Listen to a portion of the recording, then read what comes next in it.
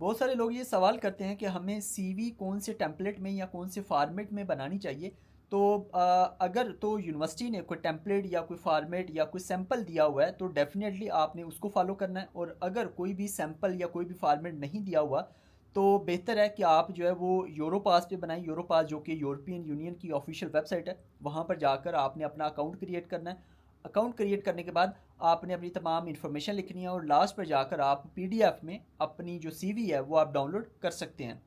और आपने इसमें एक बात का ख्याल रखना है कि अगर तो आप किसी यूरोपियन कंट्री में अप्लाई कर रहे हैं किसी यूनिवर्सिटी में, तो ऊपर जो यूरोपास का मोनोग्राम है वो अगर हो भी तो भी कोई मसला नहीं है, अगर ना भी हो फिर भी कोई मसला नहीं है। लेकिन अगर आप किसी नॉन यूरोपियन कंट्री में अप्लाई कर रहे हैं तो ऊपर से आपने जो यूरोपास का लोगो है या मोनोग्राम है वो आपने रिमूव कर लेना है।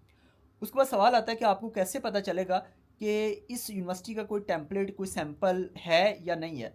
तो उसके लिए जब भी आप अपने जो डॉक्यूमेंट्स की रिक्वायरमेंट होगी, जो एडमिशन कॉल होगी उसमें जो डॉक्यूमेंट्स की रिक्वायरमेंट होगी, उसमें आप देखेंगे कि जो सीवी जहाँ पे लिखा हुआ है कि सीवी चाहिए, तो उसके सामने कोई सैंपल कोई लिंक वगैरह दिया हुआ है या नहीं दिया हुआ। अगर तो दिया हुआ है तो इसका मतलब ये है कि आपने उसको फॉलो करना है। अगर नहीं दिया हुआ तो इसका मतलब ये है कि आप कोई भी टेम्पलेट कोई भी जो फॉर्मेट है वो आप यूज़ कर सकते हैं। ज़्यादातर जो इटली की यूनिवर्सिटीज़ होती हैं उनमें फॉर्मेट दिया होता है कि आपने इसको फॉलो करना है।